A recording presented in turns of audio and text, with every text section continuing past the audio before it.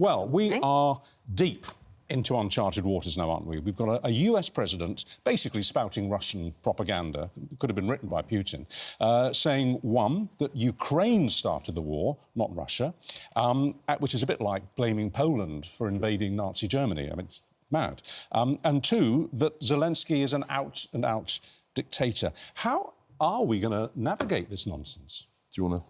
Well, go on, you've written about it. Well, look, I've said this week, it's an extraordinary week in international diplomacy. Essentially, what Donald Trump has done is ripped up 80 years of American leadership. Now, people could say they were hypocrites, but they were always aspiring to be moral leaders. That was the language that American presidents used. And this week, he's essentially tried to reduce the Ukraine situation to a kind of business deal. He's talked openly about what, America could get out of the situation. And then, of course, he's done what he always does, which is pick personal fights. And that's very much the way, he rose to power. He had nicknames, he called people, he belittled people. And he's doing the same thing, I think, on the international stage. But, Kwasi, it would be one thing for the American president, who happens to be Trump, to turn around and say, enough, we want a ceasefire, we will absolutely stick with the land which Russia has already got, and we will hold it there because this war has to end. That's one thing, and you could argue about that. But to say that Ukraine started the war it's insane. Yeah, that was bizarre. I can't explain that. I mean, I think... Well, the miracle's it deranged. Yeah, well, I mean, it's just factually wrong. And I don't know who's informed him or who's telling him these things, or whether he simply doesn't remember what happened. I mean, I was in the government when the invasion happened, and we all got behind Zelensky. He came to the House of Commons. He was live-streamed for the first time ever in the chamber where all the MPs sit. And there was a huge amount of support for him. So to see him being abused in this way is really shocking. I mean, is there any world in which, Ava, whether by accident or design, that there's some kind of genius here?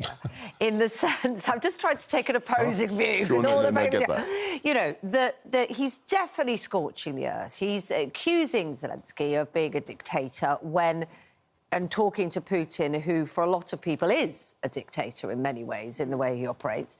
And he's just, as you say, ripping up all rules and negotiations.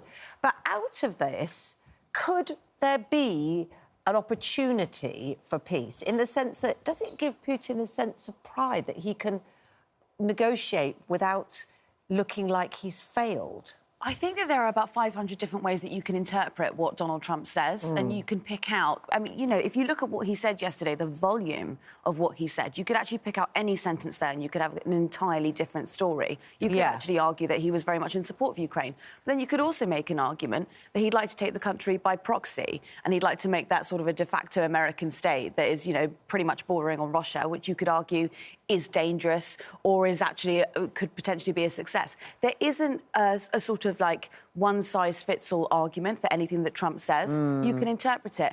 And, Starmer's had a great run out in the papers this morning. He's going to be really pleased because he's looking like this wonderful, bold leader who's going to be, Is he, though? Because I wonder how he can really win in this situation. He's got to play a game of not looking like he's going against America, but still being on the side of Zelensky. Maybe today, the write-ups show he's done that. But sending in troops, I don't think people will be comfortable about that. And it's a small amount of troops. What will it really do? So I think what Anna said about Trump is absolutely right. But what he does is he sets out the most extreme position. And then everyone talks about it. So, they're going to invade Greenland or take it over. They're going to take the Panama Canal. All this kind of crazy stuff. But it does get people talking on his agenda. And there's a lot of comments already this morning, and there was last week as well, saying it's about time we gave up on the situation in Ukraine. People have tried for 3 years to sort it out.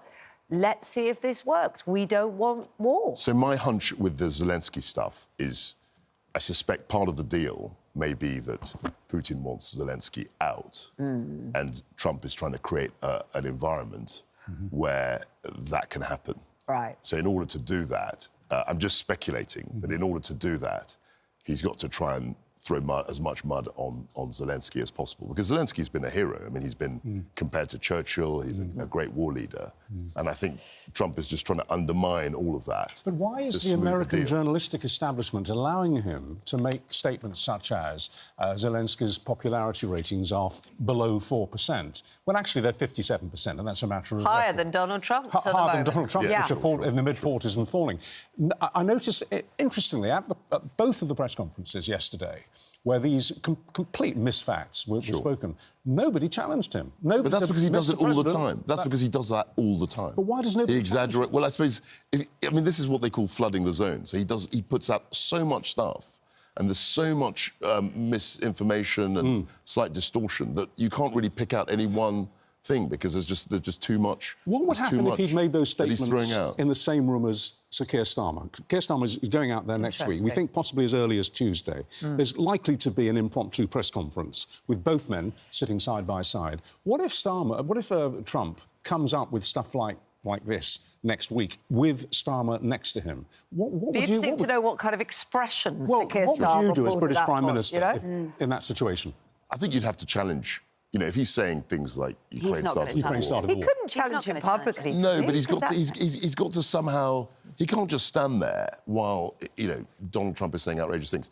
I happen to think that Donald Trump is much more controlled than people think, and that actually in that context, a lot of the wilder stuff he often says will be toned down. He always wants to be the most popular person in the room, doesn't he? So he'll always be sort of the great appeaser to whatever the view is, or and he had that accepted view statement, didn't he, where he said, "I'm still supporting US efforts." Sir Keir Starmer, you're talking about, still supporting US efforts for peace, but totally backing Zelensky, which I think he hoped covered the rights of both moves. But it's the entire tightrope that he's been forced to walk for the past couple of weeks, which is that he wants to get closer to the EU, he wants to have better relations with them, but Trump has no interest in EU leaders. So he's walking this ridiculous tightrope between the two of them. So what would you advise him? If you were in his inner circle and he was asking for a brief on how to behave in Washington next week, what would you tell him to do? He's got to stick to Zelensky, because that was what we did as a country. And we all got behind him, and we all applauded him when he came to Parliament, and he's been a great leader. And so he can't go with Trump and say, well, Zelensky's hopeless, we got about it. He can't do that. No. But at the same time, he can't burn his bridges completely with the US. And as Anna said, I think he's treading quite a good path, because he's saying we're backing Zelensky, but we're also, open to see what Donald Trump comes up with. Could we end up having to support a peace deal created by Trump and Putin in private, but then brought out and discussed with everybody else, which means that Ukraine has to lose territory? Maybe it ends at the line now. Would we end up having to do that, do you think? Well, I mean, even if they take the deal that Trump has put down, that is losing territory. That would make Ukraine American. I mean, the biggest concern I think that we have is that we're potentially going to war. I mean, we don't have enough troops to fulfil the quota that the EU would like us to send over if we are going to send troops. What happens then? We've been out speaking to young people, out and about this week. They have no interest in going to war, and they also have no interest in the country spending money on going to war, especially, at a time when you could argue that there is actually, an internal war in the United Kingdom at the moment where people can't afford to do anything and are suffering themselves. Meanwhile, Putin must be doing back handsprings of delight down the corridor in the Kremlin. Yes, I think. I mean, when you saw the condition of the war just before the election in the United States, Putin was actually on the back foot. The Russian economy was under a lot of pressure. The Ukrainians had done that incursion in Kursk. And, it wasn't going well. They were losing huge numbers of men and people, and a lot of their material was getting destroyed. I think, in a way, Trump winning has completely changed. Or does that provide an emotional position where Putin can say, I've won, guys, but hasn't, and therefore we can start to negotiate a proper peace? Because he was never going to publicly admit defeat on any level, was he, Putin? Never. So, in a way, it might happen. You have to sort of think on a personal level. You've been there in Kwasi.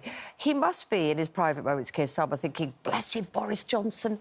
He got the chance to put on the flak jacket when the world was behind Ukraine. Sure. I'm stuck in a suit, trying to kind of sort out this mess. Sure. He was in camo, though. Yeah, yes, a couple of he days got the ago, chance wasn't he? to He was put that in full on. camo. Yeah, He got to cosplay a soldier for a moment there. He really enjoyed that.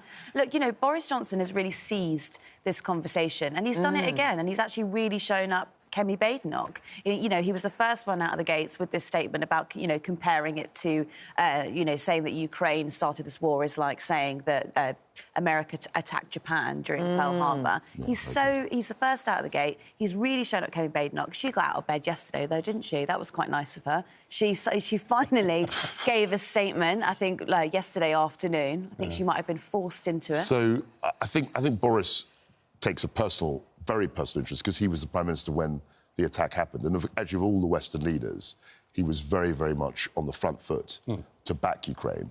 And it gave him some very positive press at a time when he was getting very negative media. Yeah, I mean, that's true. And he's also saying we shouldn't take what Trump says literally.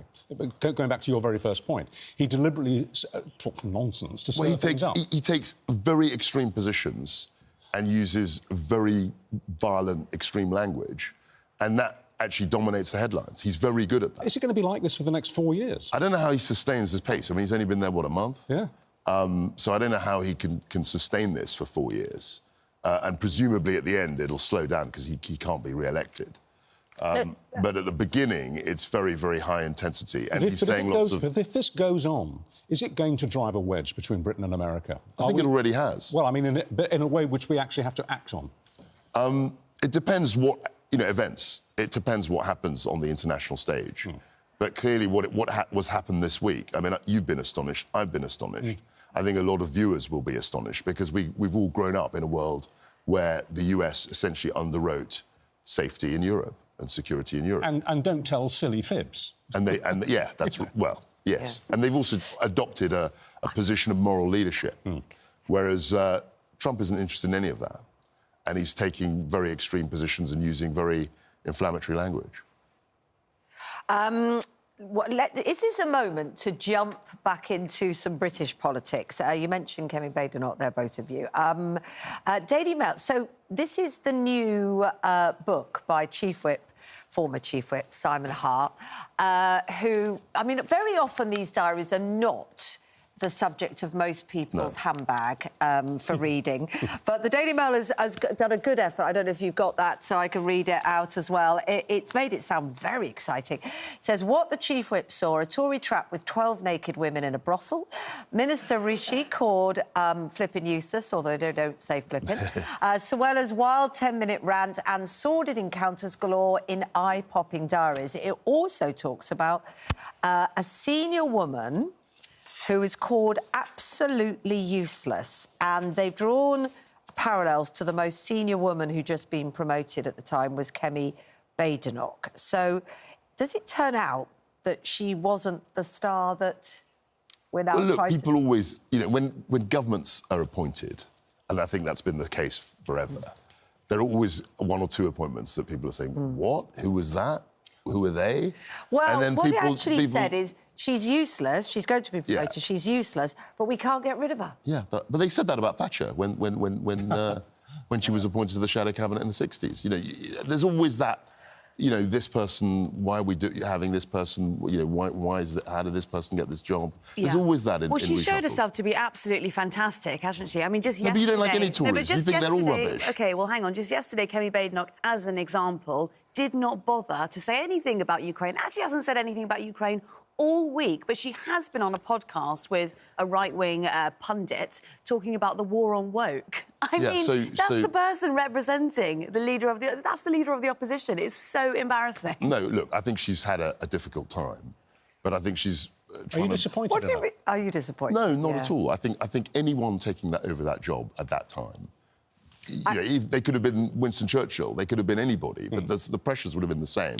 And I think the party's in a difficult place. You know Simon Hart, the former Conservative Chief Whip, who's written this book, which comes out later this week, in the serialised in the Mail. Is he trustworthy? I think he's a good... Tell the truth? I think he was thought to be a very straightforward, decent, very friendly guy. Why has he done this? At a difficult time. Why has he plunged the knife? Well, he hasn't really plunged. I mean, everyone's anonymous. I mean, he hasn't said who any of these people are, which he could have done. Yeah, I just find the whole thing reprehensible. I know we're laughing about it, and I know that you find the diaries very funny, but these people... I haven't read them. But the extracts. These people were in office and they were being paid by the taxpayer to service the British people, and they were found in some of them have been found in a brothel with 12 women. I just find the whole thing so disgusting. Just to slightly defend Kemi Badenoch, she has actually made comments about Ukraine. She said President Zelensky is not a dictator, he's a democratically elected leader. President Trump is right that Europe needs to pull its weight, and that includes the UK. The PM will have my support to increase defence spending. A fully funded plan to get to 2.5% is sitting on his desk, and that should be the bare minimum. No, I did say she's spoken, but it wasn't until quite late yesterday. Right, afternoon. OK. Yeah. You're talking about she left it all week. The speed of the response. Now, what about the Business Secretary, Jonathan Reynolds? He's been in the headlines this week because he claimed to the House of Commons, and, of course, on his CV, but he verbally said to the House of Commons that he had been a solicitor, and he wasn't. He never qualified. And he's had to change that and withdraw that and apologise for that. And overnight... Talking of strange fibs from... Yeah, well, absolutely. Yeah. And overnight, we hear that the watchdog, the solicitor's watchdog, has already contacted him some time ago, telling him to stop claiming that he was a solicitor. So there is a past to this. Is this story going away? I think he's in a difficult place. I mean, if the watchdog actually said, stop calling yourself a solicitor... Yes, they did. That seems quite serious to me. And, you were talking about conduct in public life. I think saying that you've got a qualification that you haven't done, it's not acceptable. So Rachel Reeves, the Chancellor, had a confusing CV. It was slightly different. Way, Richard, you interviewed her, didn't you? And well, we both did, but you were brilliant, I thought, at trying to tackle this. I mean, people have... over donkey's years, exaggerated, what they got in German GCSE or something from from a 5 to a 6 or something. People have done that. There will be people all over the country who've overblown their CVs. But to say you're a solicitor feels quite big. And to say that, you worked in banking for 10 years and it was all very confusing, well, it seems quite big when you're in that position. I think adopting a professional qualification or saying that you are trained as an accountant or a solicitor or, these are established professions where you have to get to a certain level and pass exams. Yeah. And, I mean, he was you training haven't done, to be one. I know, but he he never qualified. He never got that It's the old story, of course, with hindsight. If you just told the truth. Yeah, I trained to be a solicitor for several years. That's right. I never qualified, but I learned X, Y and Z. I mean, that's fine. Nobody could possibly object to that. Yeah, it's a real oversight to think that no one would ever look into it. And also, Starmer's now in a very difficult position because he's already sacked 3 ministers. And this, I would argue, is probably, potentially a sackable offence. You're up there with Louise Haigh, who actually I would argue was unfairly dismissed. Yep. But if you're going to dismiss someone, over whether or not they reported a stolen phone 10 years ago, if you've got a Secretary of State who's potentially lying about a qualification, he's going to have to go. Yeah.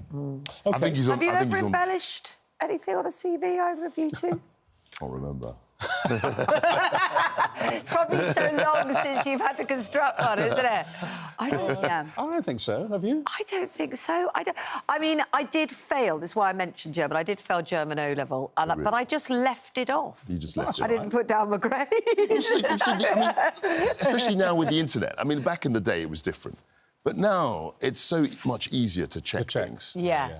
And back in the day, people said they went to universities that they hadn't even been to. Really? You could get away. Yeah, you wouldn't. Wow. You'd be amazed. You'd be amazed what people. Yeah. The fibs. Frankly, I might go back and re-embellish now. But now you've got... It's so long ago, it was all in black and white. It won't be on the internet anyway. But now it's just much easier to check. Especially when you've got an indefatigable investigator like the Guido Fawkes website, which is leading the charge That's on right. it. All right, well, I'm sure we'll come back to this story, but we'll see how it develops over the week. We'll be talking to the Arts Secretary later, Lisa Nandy, at 8:30, about this proposal for arts funding to be boosted by 270 million quid. And obviously the key question is, can we afford that at the moment? Can we really afford the luxury of boosting art funding to that amount of money? Well, we don't need to ask Kwasi about figures. I don't know if it's his special subject. But, I used think that joke before, by the way. Well, look, I don't know. I'm still paying you might be able to get it on every prescription soon from the NHS. We'll talk about that in a bit. Well, we can't fix the potholes in the roads. Yeah, but I love it. I love it. I think that we're really in a place at the moment in Britain where people are just surviving rather than living. And I think we need to bring back culture and we need to bring back some kind of enjoyment. I think it's a really good use of money. I mean, we saved 1.3 billion on winter fuel payments, didn't we? And this is 270 million. And it's for things like libraries, museums that are falling down, things like that, which maybe isn't, as you say, top of people's list when they, you know, can't afford to pay their fuel bill. But in terms of investing in the country, is it a sensible use of money? I think there's always, whatever government you have, there's always got to be some support for public. I know you're sort of smirking, but it's important. No, she wasn't. You were looking at me in an accusatory way. But I think that's right. I mean, and also the problem that I have with this is that you've got a public realm and you've got to support the public realm. You can't allow schools and libraries to crumble. And a lot of this money is just to maintain, Richard, the existing fabric. And so I think it makes sense for them to do that because, in a way, you're going to pay more if you allow the things to completely disintegrate. And is 200... All right, let me put the straight question. Is 270 million, in the great scheme of things, that much money? It's not a huge amount. I mean, the budget is about £1 trillion, if you can... OK. So all across the government... So it is very fractional, then? It's not a huge proportion. I mean, it's a lot of money... Yeah. Don't get me wrong, but as a proportion of all the money the government's spending... And Lisa Nandy and the government say that it's supporting 666,000 jobs. So if you're thinking about generating... I don't know how they make that calculation. I mean, frankly... Shall I ask her? She's on offer. Yeah, We'll ask her. 100,000 jobs? Yeah. £200 million? I don't think it says they're creating it, but it's supporting, So they probably added every single person... Yeah. That works in every single building that they might put a pound. Are you highlighting how government manages figures? I'm just saying. Okay. I've seen this before. I mean you mentioned being in a tricky position, Keir Starmer, with ministers. I mean, Lisa Nandy was one of those who was being talked about changing the reshuffle. Have you heard anything more about that? This was last week, wasn't it? I think that the issues might come up when we start talking about a football regulator. Lisa Nandy is very anti-changing anything to do with the Premier League, and there has been some plans higher up that they would like to edit the way that we currently do the PL, and I think that actually possibly might be a resigning matter. I think the other big issue is going to be the BBC licence, the TV licence, because there are suggestions, and we'll be asking her about this as well, that even if you absolutely do not watch BBC programming, you don't watch live television, and you simply say watch Netflix, you should still have to pay. You should still have to pay for the licence, even though it's accepted that you don't watch BBC programming.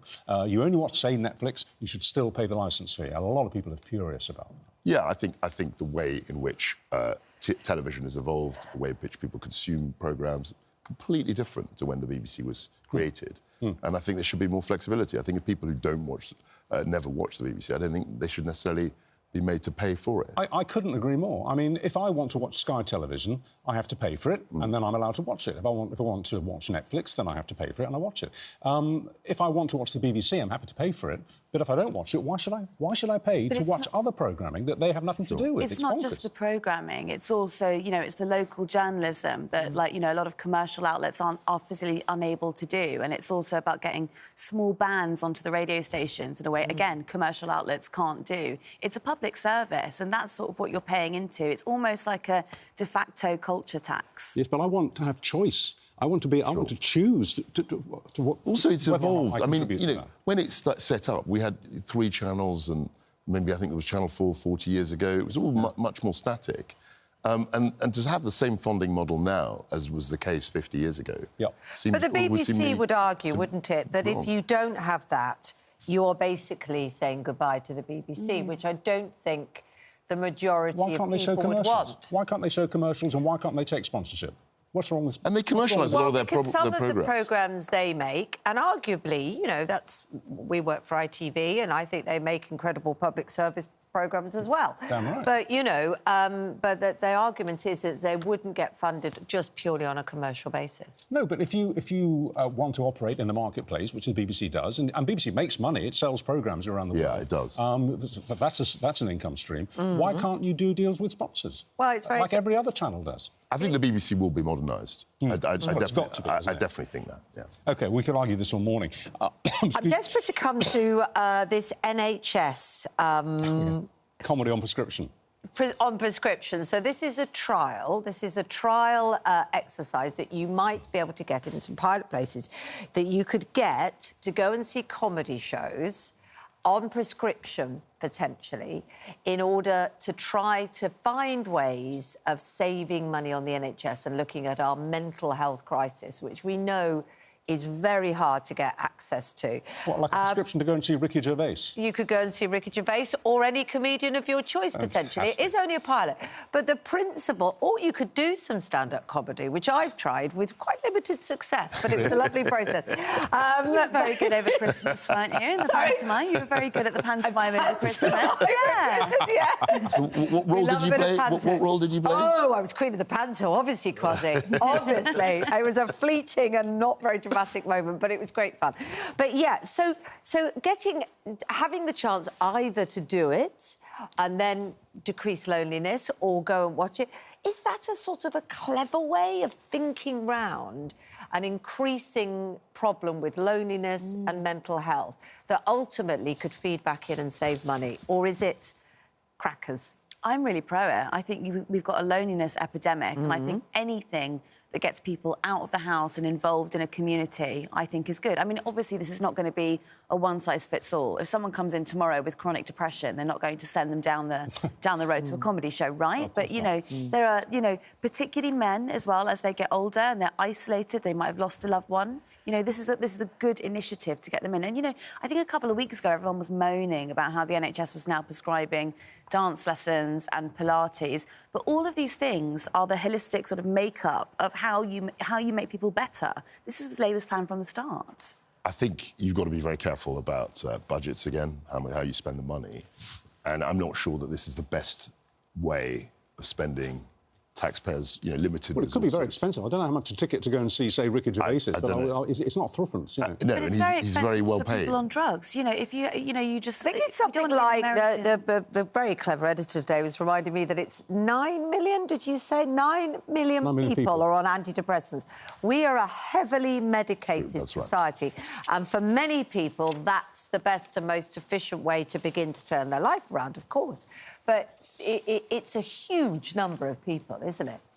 Absolutely. But this pilot isn't necessarily going to reduce it.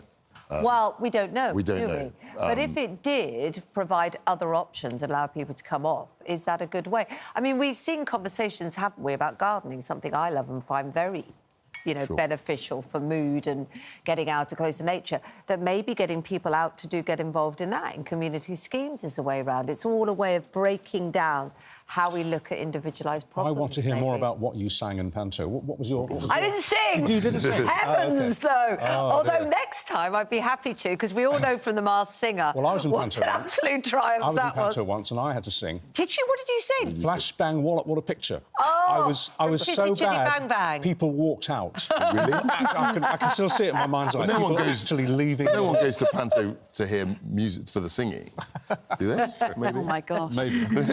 All right. Thank you both very much indeed for your time. Thank you very much indeed. We should ask people to send some jokes in this morning. We don't need a prescription. Yeah, go Give on, us some gags. cheer us all up. We'd love to hear from you from that. Now, thank you both.